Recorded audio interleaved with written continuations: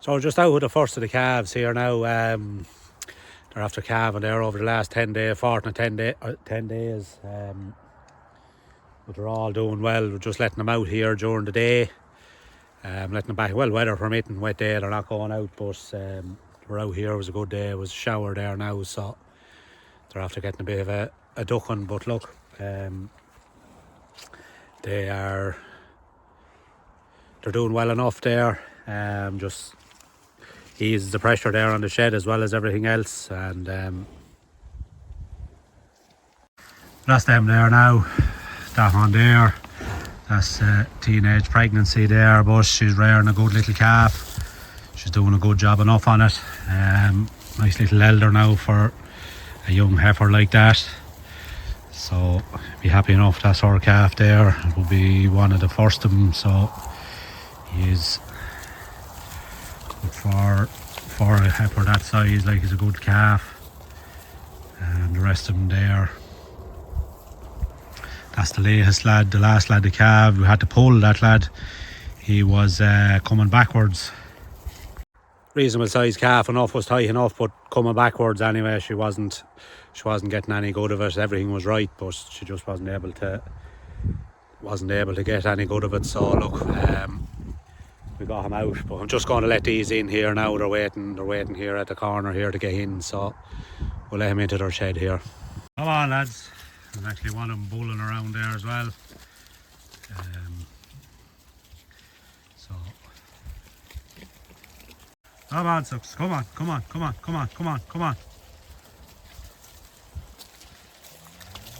That's a great looking little calf there, nice shapey lad. But this one here now, she's one to calve. She's not far off it.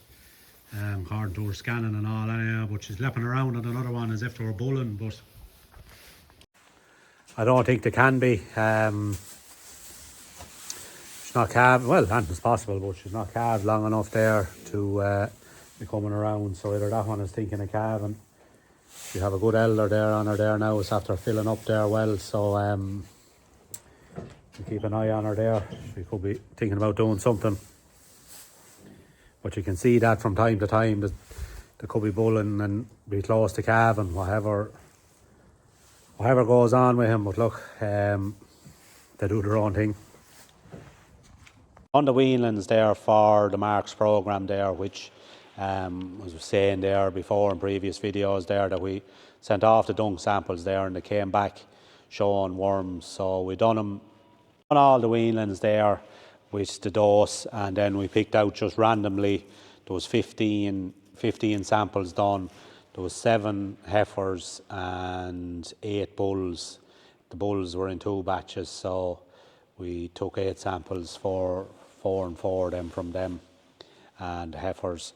But that's what, 15 samples gone. That's about a third of the weanlings that we done. So look, it should be a nice sample to see what way the dosing is working. Check and see what is the resistance. We use Dectomax, so hopefully we're not showing a resistance there. But look, we'll then turn them in. Sure, I'm nearly sure it's 2 weeks there from when they were dosed. So they're a week done there today. So it'll be another week, 10 days till we they're fit to be done. Like, that's, they should be after getting a good kill. And I'm nearly sure it's 2 weeks for Dectomax. So we'll turn them in then, and we'll do them for that. Like, we kept our numbers, so we'll know who to sample the next time then as well. It's the handiest way to do them in the crush.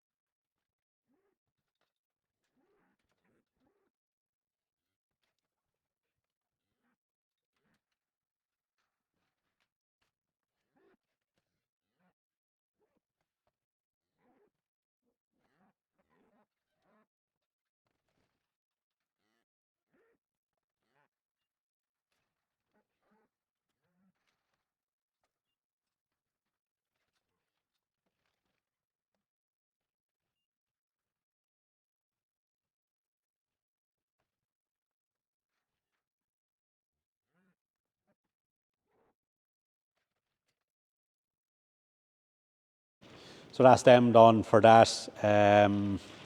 Other than that, then the lads there in the shed probably do them with a drench there, maybe Levis Diamond or something, want to do them for fluke, I suppose, and do the worm dose as well. And we'll be doing them for a pour on there for lice and what have you as well. So just give them a couple of 3 weeks in there, and then that'll have them sorted. These lads was just letting the water out of drinkers there, cleaning the house.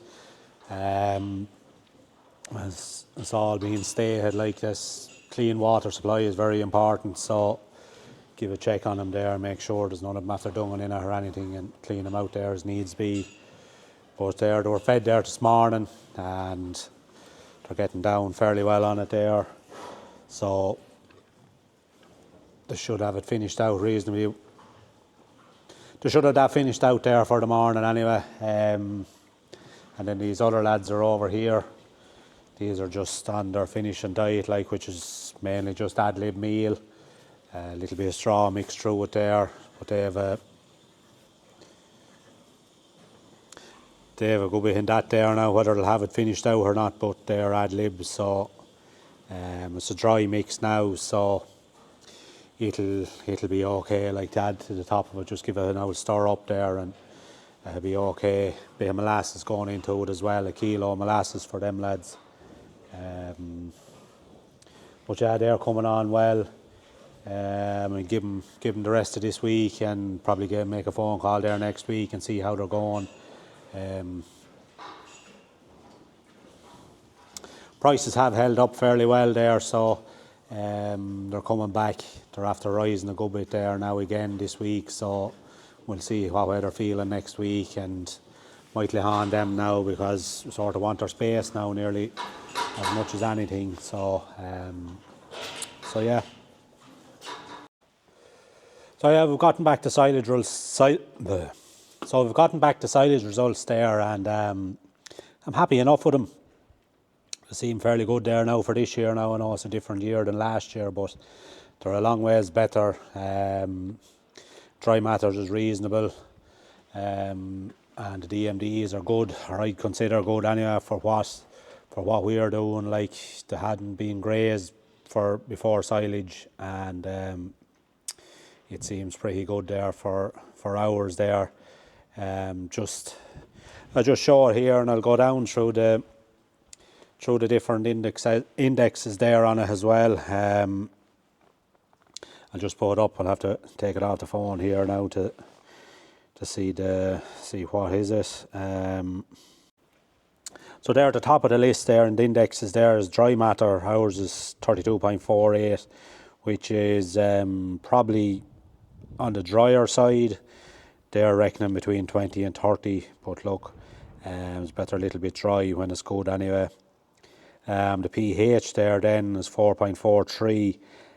That there, you want it between 4 and 4.7, so we're sitting in the middle of that, so that's a good value there as well. So that's all to do with the fermentation. It'll be a stable fermentation, and the spoilage won't be as high at that figure. Ammonia there measures the breakdown of protein during the fermentation. Anywhere less than 10 is a good result there in that. Ash then, which is the dirt, the clay that gets into the silage, at 8.1. So, like, it's not too bad. Like, could do it being lower.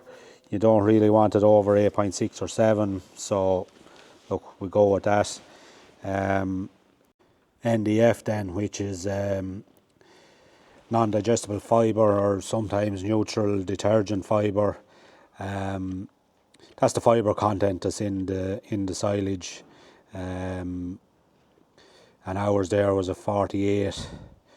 So a little bit on the higher side, but look, it's for what we're mainly using it for, it's a good silage there for the fibre content there to be going in the mix there with a little bit of straw then as well, like, so it should be a good scratch factor. DMD then is 72, which is a good value silage, a good value for the silage. So ME there at 10.38, that's the energy available to the animal there. Like, so anything above 10, like there's way higher as well, but that's what I'm saying about the type of grass that we have. It's reasonably good, like to get the higher figures, like you're into the leafy grass, the real leafy stuff. So look, multi-cut silage.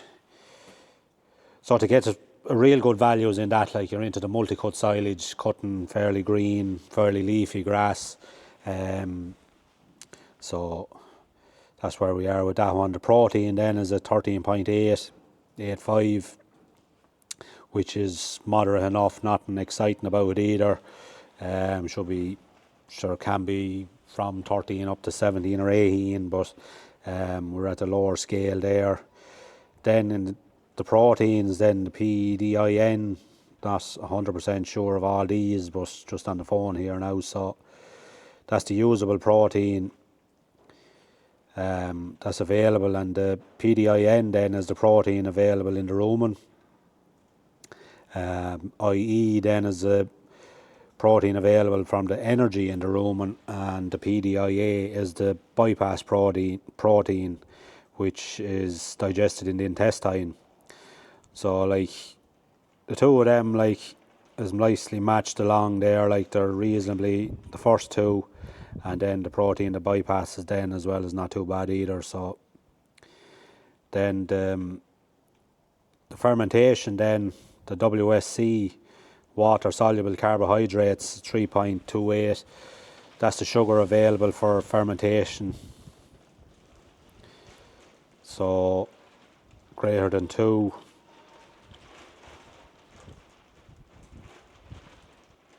So that shows there was a good fermentation. WFF, voluble fatty acids, 2.85. That's the fermentation quality, and anywhere from 1 to 9 is good. So like that was a good rate as well. Lactic acid then 6.58. That's the biggest fermentation acid, I suppose, or the good acid. 6.56. So look, anywhere between 2 and 10, like, so the higher the better. The PAL then is a buffering capacity, and that indicates how resistant the crop was to pH change. So look, I don't know what that means, but it seems fairly good. Like it's in, I suppose, the top 3/4, top 1/3 of the figures, so it's a good figure enough there.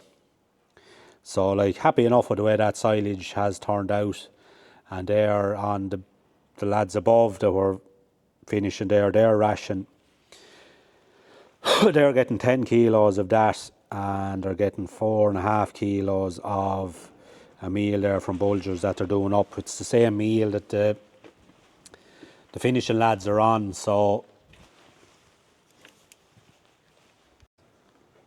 as going into these lads' rations, so that's what it is. They're getting 10 kilos of the silage and 4.5 of the meal, which is bringing that to a fairly high, like the meal is 15. So that'll be bringing that mix to a fairly high protein there, for which you need for the like of these young bulls starting off, getting them going.